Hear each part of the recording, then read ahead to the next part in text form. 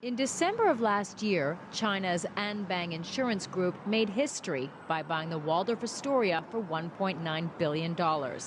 It was the highest sum ever paid by a Chinese company for a New York property. The record-making purchase highlights a growing trend. Chinese direct investment in the U.S., which was virtually non-existent 15 years ago, is now booming.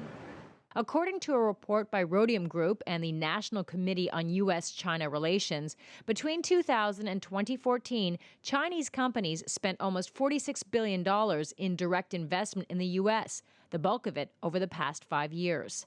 There's tremendous economic rationale to invest in the U.S. Chinese companies are looking for brand, they're looking for technology, and they're attracted by high-skilled workers in the U.S.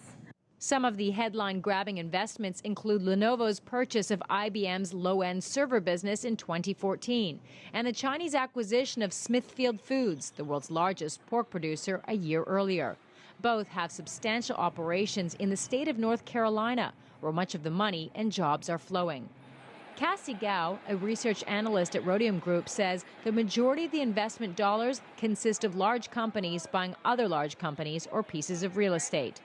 In terms of the value of investment, mergers and acquisitions do account for the majority, mostly because it is quicker and more simple. But actually, in terms of the number of investments, greenfield has been dominating.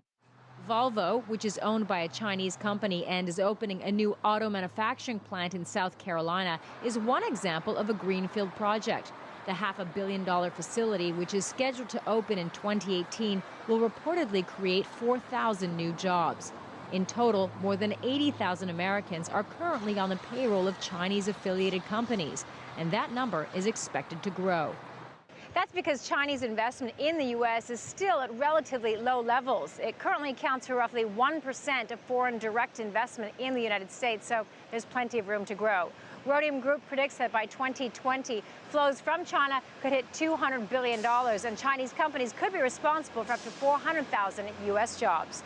Karina Huber, CCTV, New York.